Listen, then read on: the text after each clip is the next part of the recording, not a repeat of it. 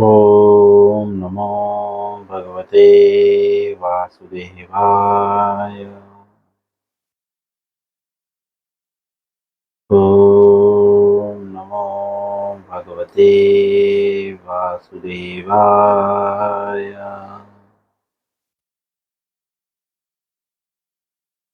ओम नमो भगवते वासुदेवाय।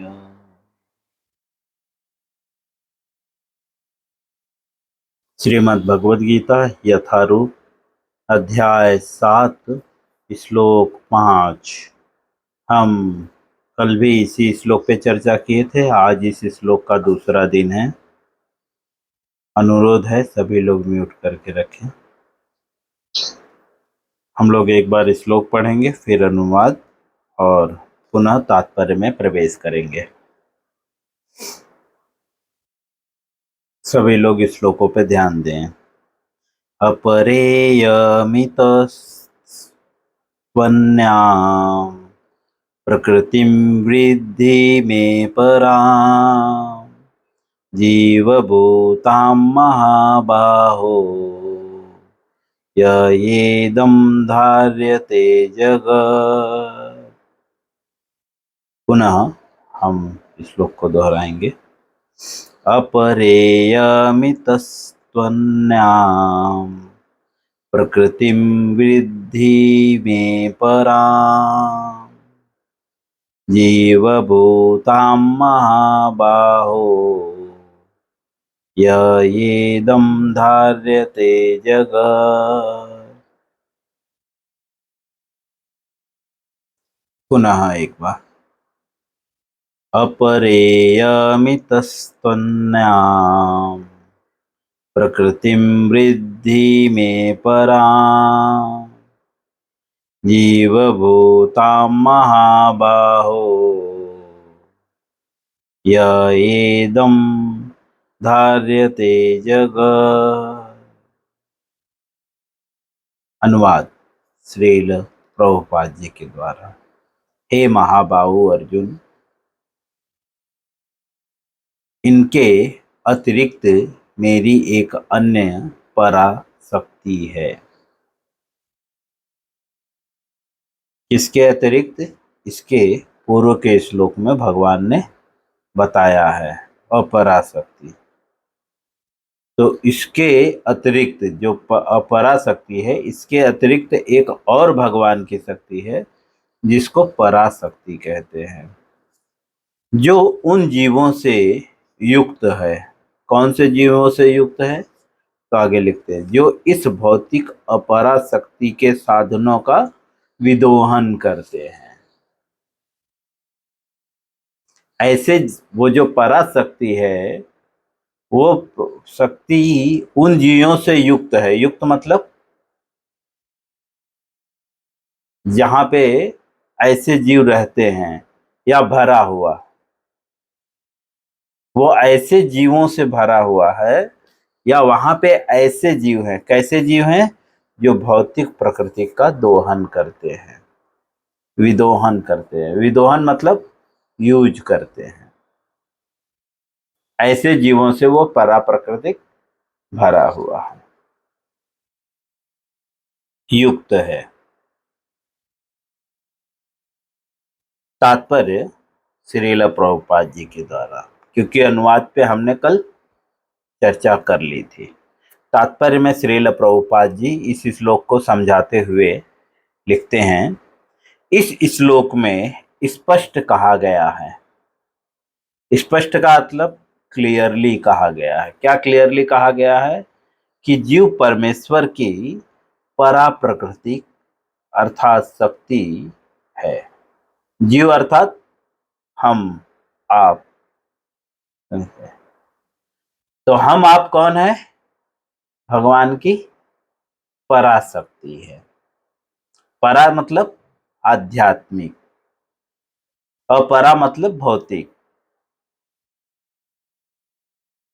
अपरा और पराशक्ति में अंतर क्या है? तो इसके पूर्व के श्लोकों में बताया जा चुका है। अपरा शक्ति जो है वह जल, अग्नि, वायु, आकाश, मन, बुद्धि और अहंकार से मिलके बना हुआ है। श्रील प्रभुपाद जी आगे लिखते हैं, अपरा शक्ति तो पृथ्वी, जल, अग्नि, वायु, आकाश, मन, बुद्धि तथा अहंकार जैसे विभिन्न तत्वों के रूप में प्रकट होती है। हम कंफ्यूज होंगे, इसीलिए प्रभुपाद जी तात्पर्य में बता रहे हैं कि परा और अपरा में अंतर क्या है। तो जो परा अपरा शक्ति है, अपरा शक्ति मतलब मटेरियल वर्ड, जिससे किन तत्वों से मिलकर बना हुआ है मटेरियल वर्ड? पृथ्वी, जल, अग्नि, वायु, आकाश, मन, बुद्धि तथा अहंकार जैसे विभिन्न तत्वों के रूप में प्रकट होती है, जो अपरा शक्ति है। और जीव इसमें से बिल्कुल भी नहीं है। जीव न अग्नि है, न वायु है ना। जीव क्या है? भगवान की पराशक्ति अर्थात आध्यात्मिक शक्ति। और आध्यात्मिक शक्ति अर्थात जो भगवान का सेवक है। एक शब्द में बोले तो स्पिरिचुअल वर्ल्ड में की क्वालिटी क्या है? तो सच्चिदानंद विग्रह। जीव वास्तव में सदैव आनंद पूर्ण है। वह दुख का अनुभव क्यों कर रहा है? क्योंकि वह स्वयं को अपराशक्ति मान रहा है ना। हमारे दुख का कारण क्या है? हम क्या सोचते हैं? हम ये शरीर हैं, है ना। और ये शरीर क्या है? अपराशक्ति है। और भगवत गीता जो है हमें यही ज्ञान दे रहा है कि हम कौन है और यह क्या है।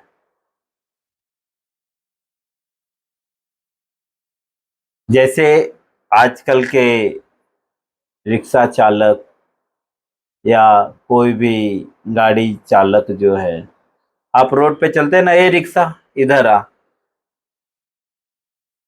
है ना। तो वो रिक्शा रिक्शा वाला तुरंत रिक्शा लेकर चले आता है। क्यों पता है?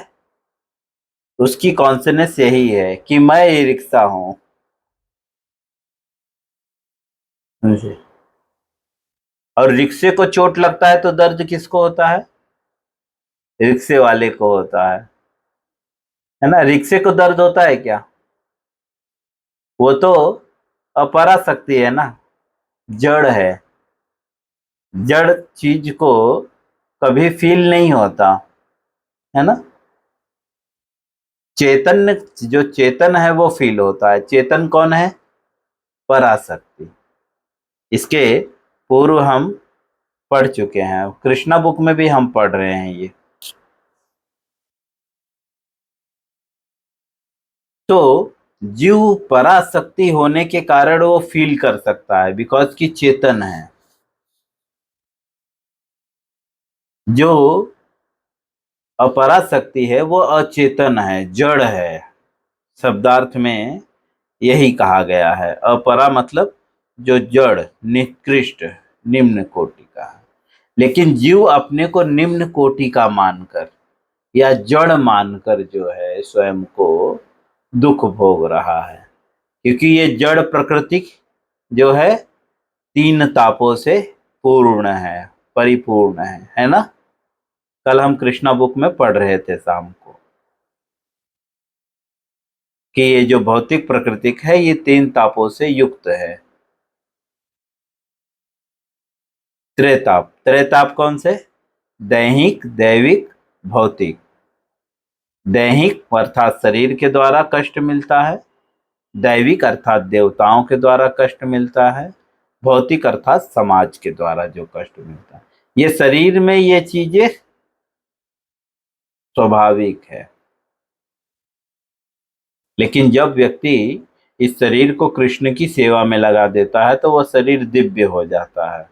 और दिव्य का मतलब परा हो जाता है। लेकिन सेवा में लगा देना, ऐसे सिर्फ मुंह से बोलना नहीं। उसकी भी स्थिति की वर्णन भगवत गीता में हो चुका है। जो आध्यात्मिक चेतना में लीन है, मतलब आध्यात्मिक चेतना में लीन मतलब जो उसमें लगा हुआ है, जिसकी चेतना भगवान में लगी हुई है, आध्यात्मिकता में लगी हुई है, उसके लक्षण क्या हैं? तो ऑलरेडी भगवत गीता के दूसरे अध्याय के 55 और 56 श्लोक में बताया गया है। प्रजहाति यदा कामान सर्वान् पार्थ मनोगतान आत्मनेव आत्मन तुष्ट स्थिति प्रज्ञस्य दोच्यते। जो आध्यात्मिक चेतना में लीन है, अर्थात जो पराशक्ति से युक्त है, उसकी लक्षण क्या है? आत्मनेव आत्मन तुष्ट। और क्या लक्षण है? तो प्रजहाति यदा कामान सर्वान् पार्थ मनोगतान, मनोधर्म से उत्पन्न होने वाली समस्त प्रकार की कामनाओं का वह परित्याग कर देता है, अर्थात वह मन के आधार पे नहीं चलता। उसके नेक्स्ट श्लोक में भी बोलते हैं, दुखेषु नु दुग्धमनः सुखेषु विगत स्प्रियः वैतराग भय क्रोध स्थिति भी मुनिरुच्यते। जो दुख में और सुख में एक समान रहता है और जो आसक्ति भय तथा क्रोध से मुक्त है, वह जो है आध्यात्मिक चेतना में लीन व्यक्ति है। आध्यात्मिक चेतना में लीन व्यक्ति के लक्षण क्या है? दुख में और सुख में एक समान रहता है।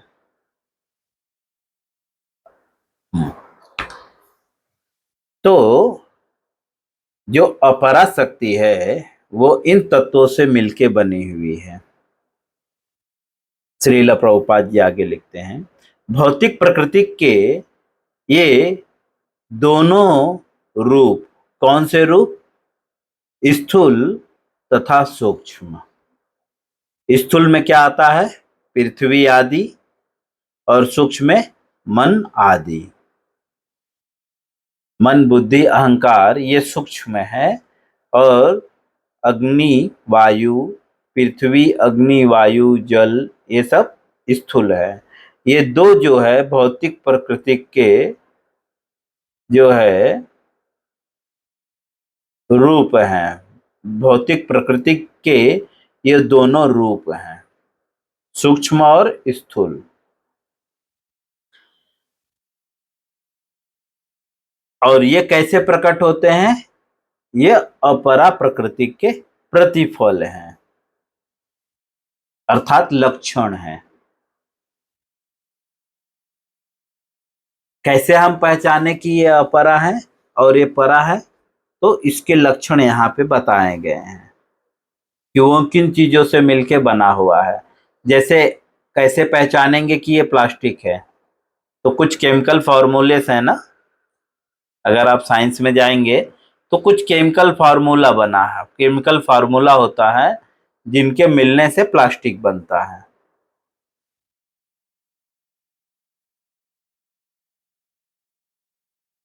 बट प्लास्टिक जैसी दिखने वाली अन्य और भी चीजें हैं, लेकिन उसके फॉर्मूले अलग हैं, इसीलिए हम उसको प्लास्टिक न कहकर क्या कहते हैं? फाइबर कहते हैं, है ना। या और भी ऐसे अनेकों प्रकार के चीजें हैं जो प्लास्टिक जैसे दिखते हैं, है ना, लेकिन उसे प्लास्टिक नहीं कहते। तो यहाँ पे वो चीज क्लियर कर रहे हैं कि जो पराशक्ति है, जो वो अग्नि, पृथ्वी, जल, वायु, आकाश, मन, बुद्धि, अहंकार ये सब परा प्राकृतिक के तत्व हैं। इसके द्वारा परा प्राकृतिक प्रकट होते हैं। श्रील प्रभुपाद जी आगे लिखते हैं, जीव तो अपने विभिन्न कार्यों के लिए अपरा शक्ति का दोहन करता है। जैसा कि भगवान भगवत गीता में बताते हैं, जो अब भगवान जो बोलते हैं इस श्लोक में कि अपरा शक्ति के अलावा भी मेरी एक और शक्ति है जो परा है। वो परा शक्ति में कौन है? तो वो ऐसे जीवों से युक्त है जो इस अपरा शक्ति का विदोहन करती है। तो वही बात श्रील प्रभुपाद जी यहाँ पे लिखते हैं कि जीव जो है अपने विभिन्न कार्यों के लिए, विभिन्न कार्यों मतलब भगवान को भोग लगाना, सेवा करना, है ना, बहुत सारे कार्य हैं। तो वो क्या करती है, बोलते हैं कि अपरा शक्ति का विदोहन करते हैं। जो जीव हैं मतलब प्रयोग करते हैं। अब यहाँ पे थोड़ा सा अंतर है। प्रयोग करते हैं, इसमें दो प्रकार के प्रयोग है, एक निजीरे इंद्रिय तृप्ति, एक कृष्णेरे इंद्रिय तृप्ति। हर व्यक्ति प्रयोग तो करेगा ही करेगा, इस संसार के प्रत्येक वस्तु का प्रयोग है। जैसे अगर आपको सर्प काट ले तो उसके विष का नाश करने के लिए जो है दूसरे सर्प का विष उस पे डाला जाता है ना, अलग एक इंजेक्शन दिया जाता है जो एक्चुअली पॉइजन ही होता है। तो क्या जहर गलत है?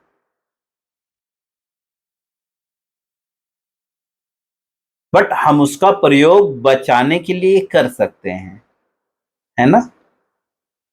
जहर का भी प्रयोग बचाने के लिए किया जा सकता है, लेकिन हम क्या मात्रा में अच्छा है जी, जरूरत जरूरी में नहीं। तो अगर ये आप बोल रहे हैं कि कम मात्रा में अच्छा है, तो आजकल लोग उसको ड्रग्स के रूप में प्रयोग कर रहे हैं, तो क्या ये अच्छा है?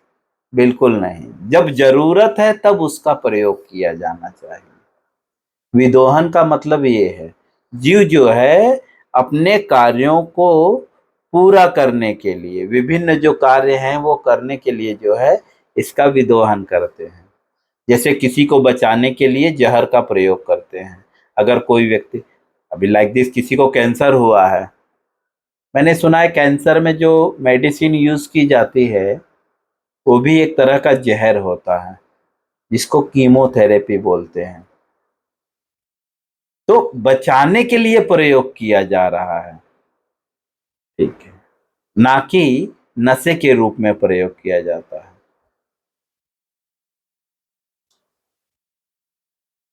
तो जीव जो है वो अपने विभिन्न कार्यों के लिए जो है अपरा शक्ति का विदोहन करता है, अर्थात जो मटेरियल वर्ड है उसका यूज करता है।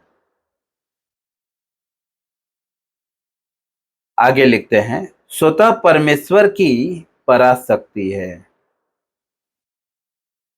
जीव जो है वो स्वतः परमेश्वर की पराशक्ति है, और यह वही शक्ति है जिसके कारण संसार कार्यशील है। संसार किसके कारण कार्यशील है? जीवों के कारण, है ना। अगर हम नहीं होते तो ये संसार होता क्या? हम नहीं होते तो ये संसार होता क्या? इसीलिए प्रभुपाद जी यहाँ पे बता रहे हैं कि ये संसार जो है भगवान की पराशक्ति के कारण कार्यशील है। और पराशक्ति कर क्या रही है? इस भौतिक जगत का विदोहन कर रही है, प्रयोग कर रही है ना। आगे श्रील प्रभुपाद जी लिखते हैं,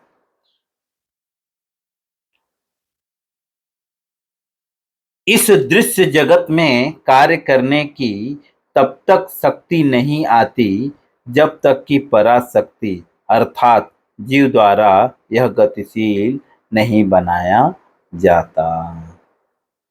प्रभुपाद जी लिख रहे हैं, इस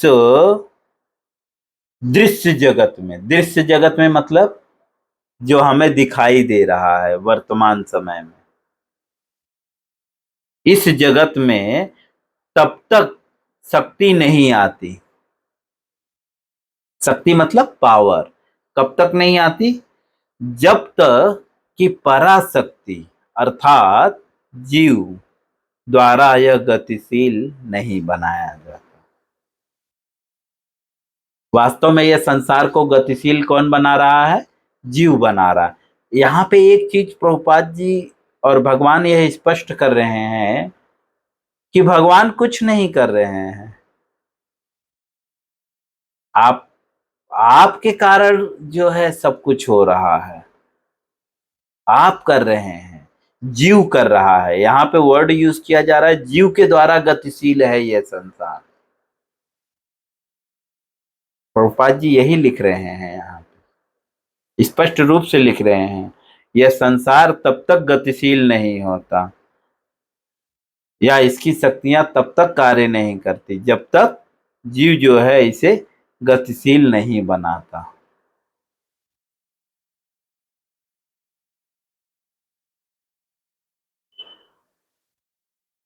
आगे लिखते हैं,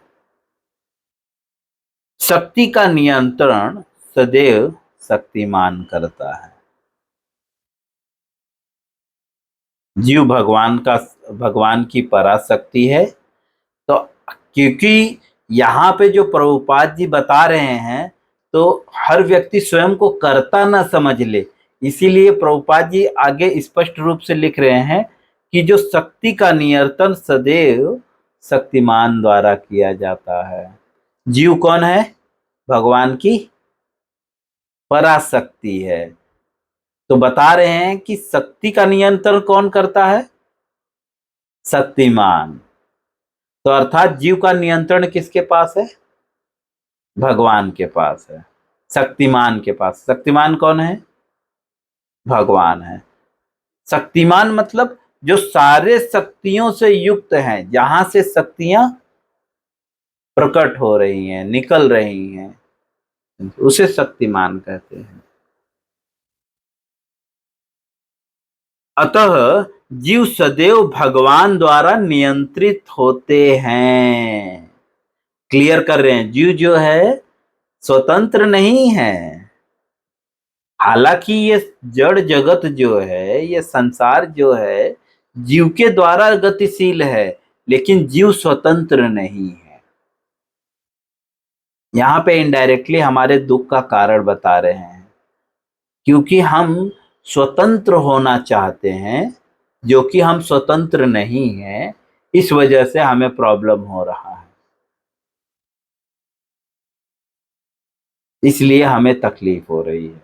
क्योंकि हम स्वतंत्र तो नहीं हैं, लेकिन स्वयं को स्वतंत्र समझने का प्रयत्न कर रहे हैं।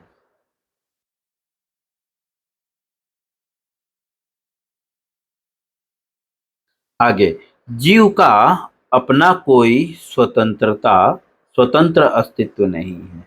जो जीव है, जीव कौन? हम और आप। हम और आप कौन है? भगवान की पराशक्ति है, ठीक है। और शक्ति सदैव शक्तिमान के नियंत्रण में रहती है, समझे? इसलिए हम स्वतंत्र नहीं हैं और हमारा कोई स्वतंत्र अस्तित्व नहीं है। वे कभी भी समशक्तिमान नहीं, जैसे कि बुद्धिहीन मनुष्य सोचते हैं। बुद्धिहीन मतलब जिसको बुद्धि नहीं है, ऐसे मनुष्य क्या सोचते हैं? हम और भगवान एक समान है। लेकिन प्रभुपाद जी यहाँ पे बोल रहे हैं कि जीव कभी भी जो है समशक्तिमान नहीं है, एक समान नहीं है, उसकी शक्ति सदैव एक जैसी नहीं है, अंतर है। श्रीमद् भागवतम में जो है 10वें स्कंद के 10वें स्कंद के, इंग्लिश में बोलना पड़ेगा, 10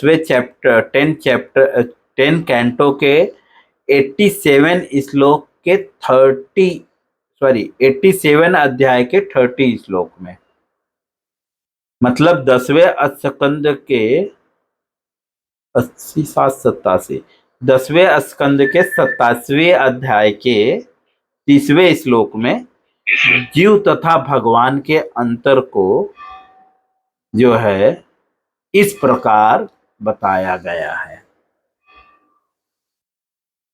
हम इसको कल पढ़ेंगे कि जीव और भगवान के जो है बीच में जो अंतर है वह क्या है। जो भागवतम के 10वें स्कंद के 87वें 87 इस अध्याय के 30वें इस श्लोक में बताया गया है, जिसको हम लोग कल पढ़ेंगे। सो यहीं पे हम विराम करते हैं, और इससे संबंधित किसी को कोई प्रश्न हो तो पूछ सकता है। हरे कृष्णा। जिसे ना समझ में आया हो कुछ तो पूछ सकते हैं। हरे कृष्ण।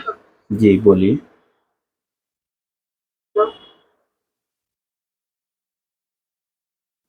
हेलो। हाँ बोलिए रेखा।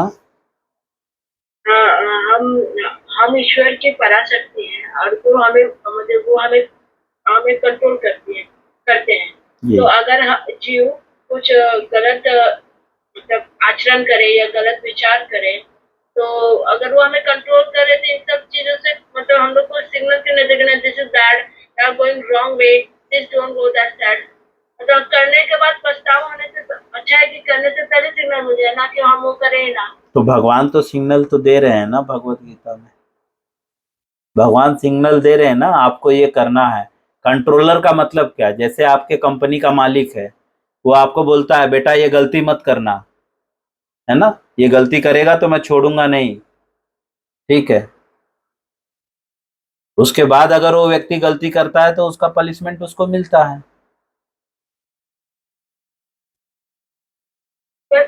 कंट्रोलर का मतलब हम गलत सोच रहे हैं। कंट्रोलर का मतलब कराना नहीं, कंट्रोलर का मतलब उसके पास पावर है, समझे। प्रभु जी पावर है वही तो बोले ना, अगर वो हमें कंट्रोल कर रहे हैं मतलब वो नहीं, हमें कंफ्यूज हो रहे हैं आप, कंफ्यूज हो रहे हैं। बुद्धि दिया है ना। कंट्रोल का मतलब ये नहीं है कि आप, नहीं प्रभु जी वैसा नहीं है, शायद भगवान ने हमें विवेक बुद्धि दी है क्या, अच्छा और क्या गलत समझने के लिए नहीं, बुद्धि अपने पास है। फिर भी हम लोग अच्छा और बुरा दोनों दोनों ही चीजें कर सकते हैं। बुरा किया तो भगवान से शिक्षा होगी और अच्छा किया तो जो कुछ होगा वो भगवान के लिए होगा। तो विवेक बुद्धि हमें फ्रीडम के लिए दी गई है, हमें इंडिपेंडेंस दिया गया है जब हमें पृथ्वी पे भेजा गया है तब। ऐसा न हो कि हम कल उठ के बोले कि हमें कुछ भी फ्रीडम नहीं दिया गया है, हम ना बोले, इसलिए हमें विवेक बुद्धि दी गई है भगवान से, फिर भी हम उस विवेक बुद्धि का गैर वापर कर रहे हैं। हाँ मुझे ऐसा लग रहा है। बिल्कुल। कंट्रोलर का जो वर्ड है हम गलत समझ रहे हैं।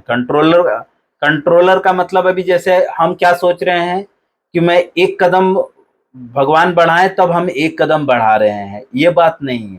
कंट्रोलर का मतलब है कि उनके नियंत्रण में सब कुछ है, लेकिन उनके नियंत्रण बहुत बड़े हैं। उन्होंने आपको ये संसार के दोहन के लिए, विदोहन के लिए रखा है, अर्थात इस संसार को भगवान के लिए प्रयोग करने के लिए रखा है। लेकिन आप इस संसार का प्रयोग कैसे कर रहे हैं? Sense gratification. जैसे गाड़ी का कंट्रोल किसके पास है? गाड़ी के मालिक के पास है, लेकिन उसने आपको ड्राइवर के रूप में रखा हुआ है कि भाई मेरे इस बच्चे को स्कूल तक छोड़ के आ जाओ। तो आपका परफेक्ट काम क्या है? उस बच्चे को स्कूल तक छोड़ के आ जाना। लेकिन आप जो है जुहू बीच घूम रहे हो, अक्सा बीच घूम रहे हो, मॉल में लेकर जा रहे हो, तो फिर क्या करेगा वो व्यक्ति? इमिडिएटली आपको पनिशमेंट देगा।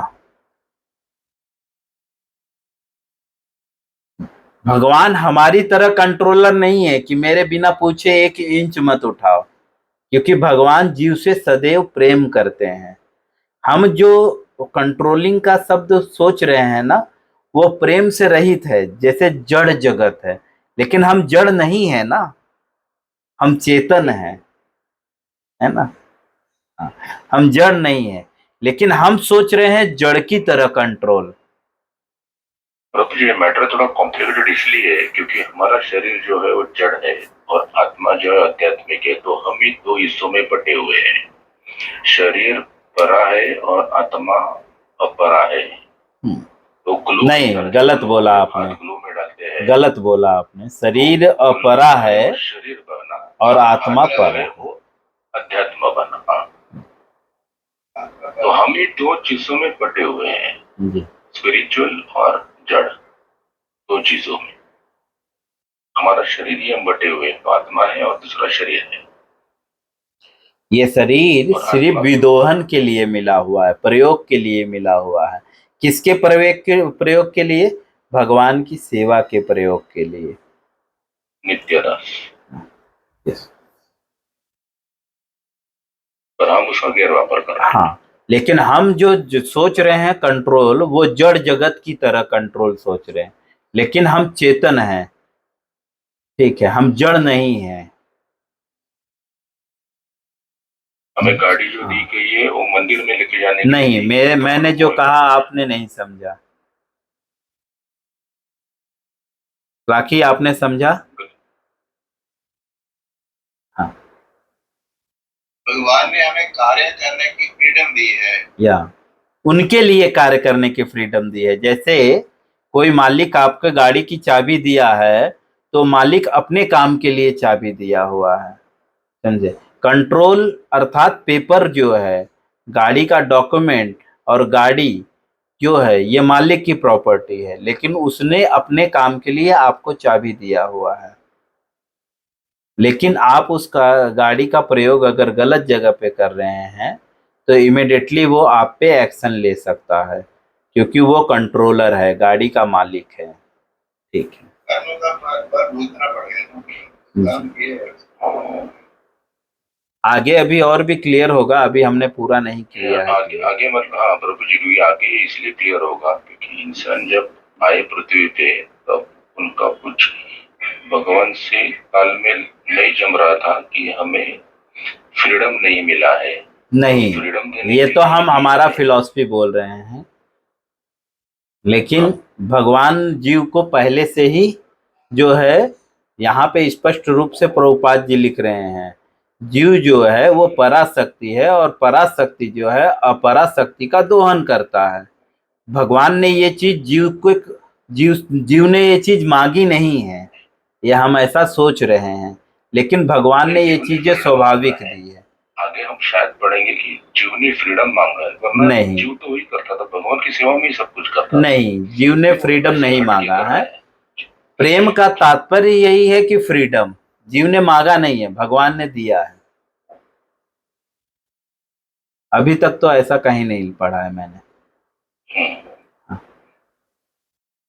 जैसे एक छोटे सा बच्चा जब गोद में होता है, तो बच्चा मम्मी से स्वतंत्रता नहीं मांगता, लेकिन माता अपने बच्चे को स्वतंत्र रखती है, बेटा तू कहीं पे भी खेल, कहीं पे भी रह। होता है तो मांगता है।